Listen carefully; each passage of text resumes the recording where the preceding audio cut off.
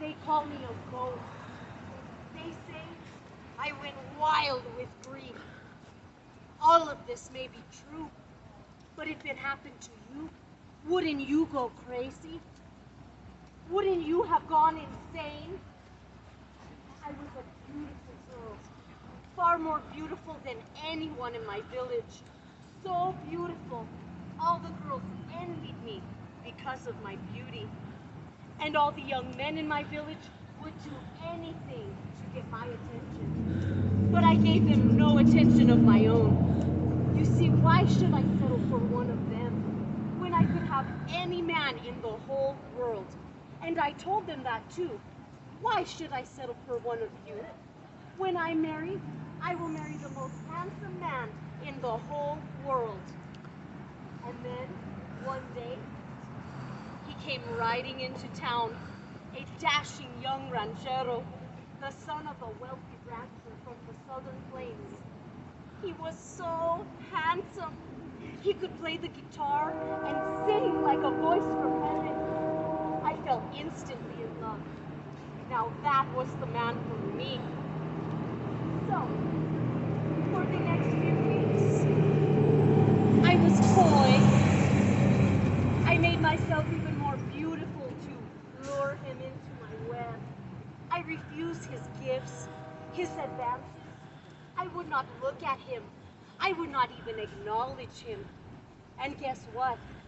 My plan worked. He pursued me. We courted and were married. We had 2 beautiful children.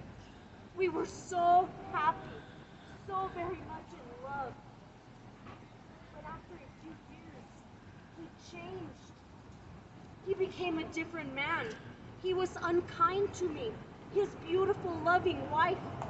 He even told me he wished to marry another woman of his own class. How could he do this to me?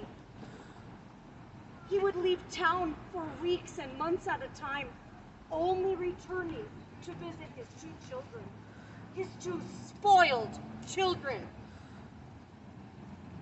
I began to despise them as I despised him.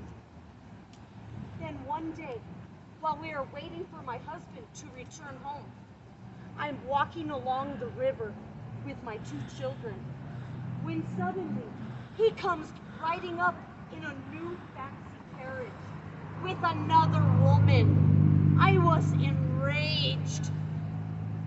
He stopped only to speak to his 2 children, his 2 spoiled children. He completely ignored me. He would not look at me. He would not even acknowledge me. And then he just rode off on his way with his new love. I was so furious with him, so furious with his children, that I grabbed them up and I threw them into the river. I would make him pay for what he did to me. If he did not want me, he could not have his precious children either. But then I realized what I had done. How could I let the anger I felt for my unfaithful husband out on my 2 precious little ones? I ran, I jumped into the river. I began searching and searching for my babies. I could hear them cry out, "Mama, help us! Mama, save us!" They were already gone. I searched and searched all night long. I searched and searched until my heart could hurt no more. I searched and searched until my heart finally burst and I fell dead on the riverbank. The next day, the people of my village found me, and they buried me there in a shallow grave next to the river, which had become coffin for my 2 little ones. But that first night, I rose from my shallow grave, and I searched the river once more. That night, and every night since, I rise from my shallow grave and search the river in hopes of finding my precious babies. Sometimes I come across children who are misbehaving, disobeying their parents, wandering too close to the river at night. alone. And I snatch them up, and I make them mine.